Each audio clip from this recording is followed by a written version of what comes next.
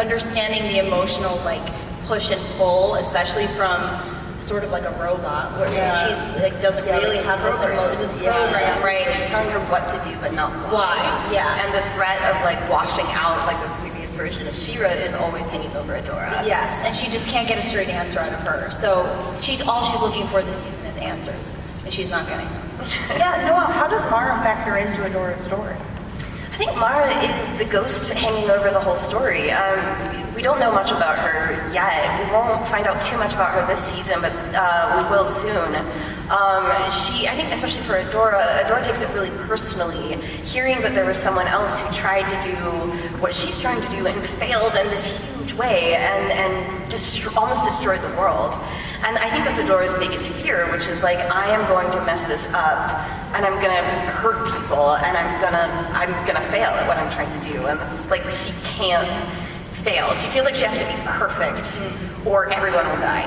So it's a really lonely place to be too. Even the way that you've like created the world of her and Light Hope, it's like incredibly lonely and like really desolate. And I think at the end of the day, she's also missing her best friend, who she has very complicated sort of feelings towards, because she's not doing the right thing, but she still has a lot of like connection to her. So I think that's. And I think because Adora always wants to do the right thing and see herself as a good person, to realize that her trying to be a good person actually hurt Catra and push them farther apart is another thing that she's kind of struggling with this season. I think that is one of the strengths of the show, is that it shows gray area and moral gray area. Is that something that She Ra and Adora have to deal with? Yeah, we're all about gray area on this show. I mean, we have the sides that's like Princesses, Fright Zone, but I mean, in between, there's all of these shades of gray of all the characters. Some of them are evil for very selfish reasons. Some of them are sort of forced down that path. Some people, they are fighting for the rebellion because that's what they believe in. Some of them are just like, this is what we do.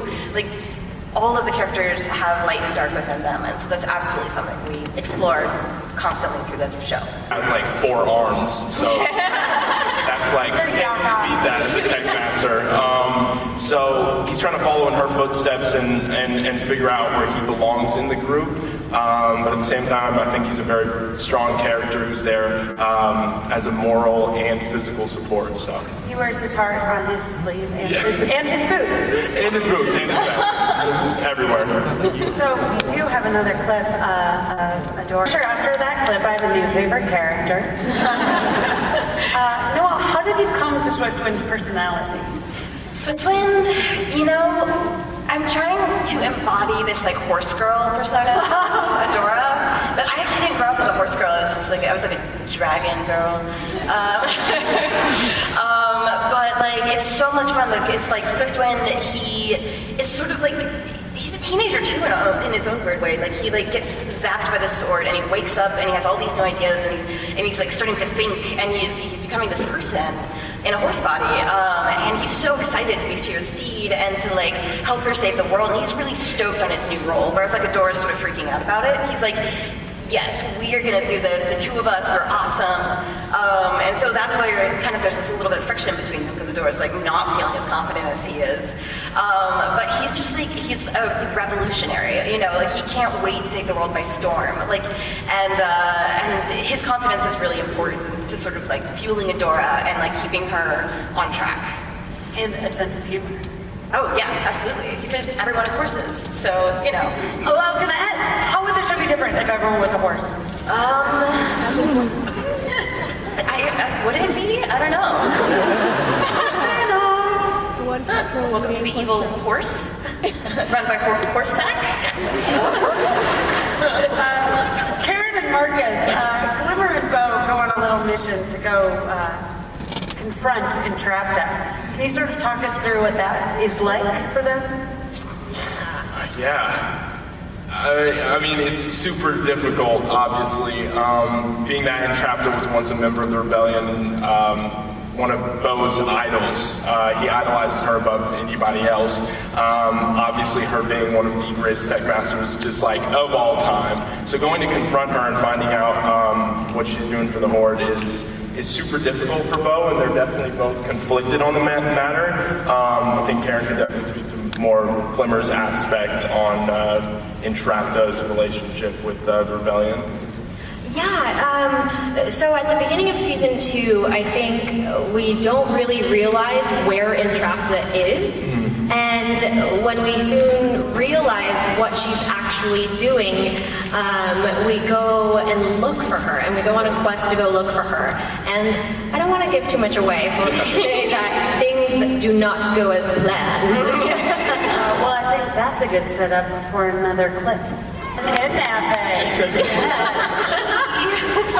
AJ, it feels like Catra's sort of getting more in touch with being bad. So she's, I feel like, super different from other roles you play. How do you tap into that character? Honestly, it's all about the writing. I think what Noelle has been able to create in regards to these characters and the arcs that we're able to fulfill each season is really what brings me as an actor into a role genuinely. I think it's the writing. It starts with the writing at least.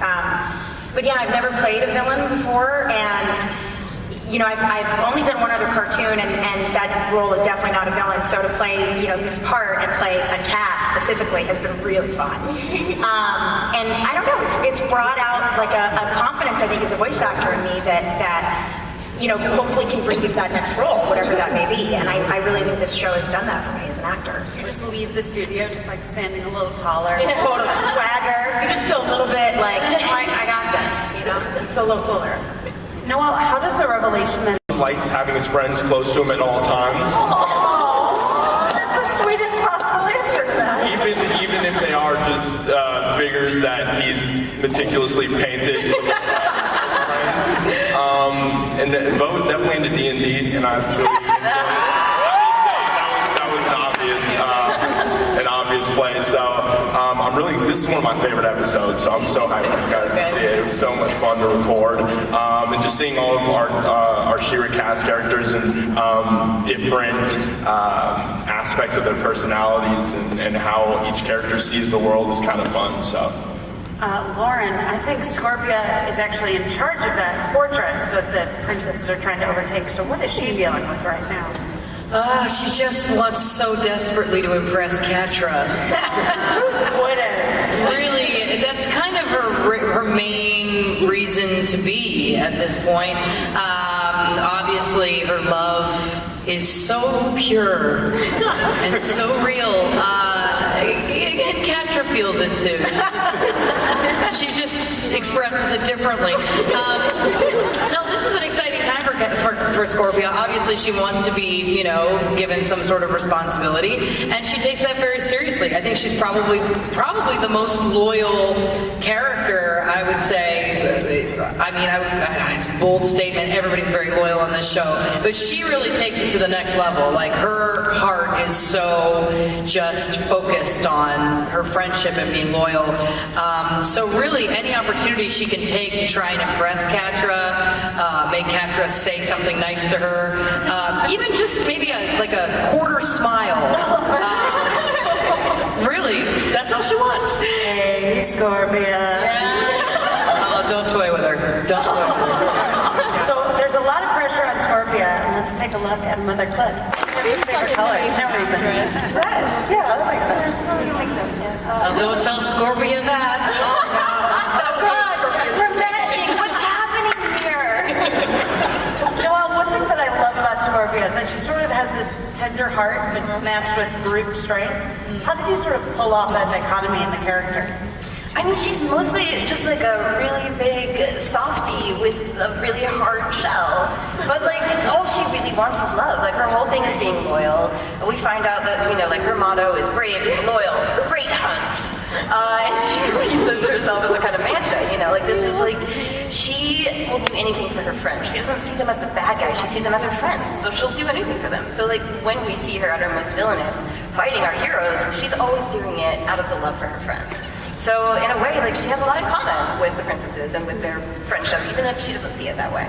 I saw the most amazing Scorpia cosplayer on the way in. Have you guys seen any favorite cosplayers? Just I had no idea that someone would make a costume of that. Anyone that stood out to you? We haven't really seen, this is the first time I'm seeing anybody, and it looks really good. Yeah. Noelle showed me a picture of a gal who had dressed up as Scorpia from Princess Prom, but it was the failed first dress. Yeah. It was screen time in the episode, and she nailed it. It's amazing.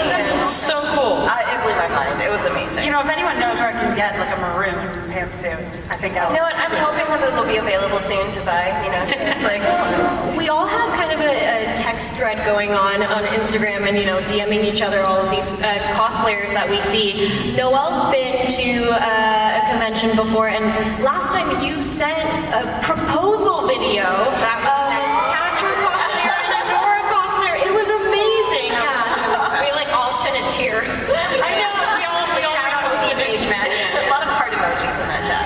Well, at 11:30, there's going to be a She Ra Proposal? Yes, that's a perfect time. I can't wait. But 11:30 out by the fountain, and especially if you're dressed up, you should come and just propose to someone, I guess. It's fun. What's going on with Shadow Weaver this season? Boy, you know what? Shadow Weaver, she's one of the most interesting characters to write because I can never tell what she's going to do next, but she never stops being Shadow Weaver. She never stops scheming. She never stops looking to find a way to the top to get more power and manipulate everyone around her to do that. So she's actually in a really hard spot this season. She has been deposed. She is been removed from her position, and she needs to find a way to get back to a powerful state. She has lost her magic. She's lost everything. And Catra just keeps showing up to rub it in her face whenever possible. But it's she never her brain never stops working. So there's a lot of Shadow Weaver to come. How do her mind games sort of continue to affect Catra? I think that Shadow Weaver knows that Catra, even though she's putting on this air of being the big bad villain, of being this kind of confident go-getter who's working her way up the ranks of the Horde, Shadow Weaver still knows that at her heart, Catra just wants approval and she wants acceptance. So, and that kind of makes sense to Shadow Weaver as well. Catra still really wants Shadow Weaver to be impressed with her. And Shadow Weaver's very aware of that. So it's not great. If you sell those floor-length black capes, I feel like I'd be in the market for that too. Oh yeah, with the tendrils? Yeah. It's great. Yeah. So before we get to some announcements and maybe a season 2 trailer premiere, want to hit us with 2 truths and a lie about Okay, season 2? alright, I've been thinking about this. Okay. Number 1, Adora and Scorpia have a girls' night in. Number 2, Shadow Weaver takes up gardening. Number 3, Bo falls off a cliff. Well, on that note, Which one is the truth? Are they all the truth? Are they all a lie? Who knows? That's not the I'll have to rules. watch the season and find out. I can do whatever I want. I'm a showman. Have you played that game before? 3 lies. I lie is my favorite game. my favorite game is Noelle says whatever she wants. Am I lying about lying? Who knows? So be sure to pick up your free season 2 poster on the way out. And DreamWorks has made even more digital stickers available, which are on the App Store, and you can get them for free today. Download them. You can also celebrate your favorite princess. Oh my God, those are so cute. Wait, one of us is hangry? Oh, that's good. I'm a hugger. Also, be sure to celebrate your favorite princess or member of the Horde's birthday. Guess what zodiac sign Scorpia is? Oh my god! Guys, it's Cancer. Yeah. Not a Scorpio. Definitely not a Scorpio. I thought Catra was a Pisces. Oh, what is Catra? She's a Scorpio. Ooh. Yeah, that makes sense. And remember, 11:30 at the Fountain cosplay fan meetup. Oh my God, these people look amazing. Yeah. Guys, you cosplayers are so awesome. I know. That's awesome. That's so amazing. I can't get over it. Wow. You guys rule. It's incredible. So we're about to exclusively debut the season 2 trailer to all of you here. After this panel, it's going to be live online at EW.com, so that's where you can tweet it out and share it. But Noelle, will you do the honors? Give us an intro, a drum roll? Yeah, let's, whoa. Let's do it. Let's watch the season 2 trailer.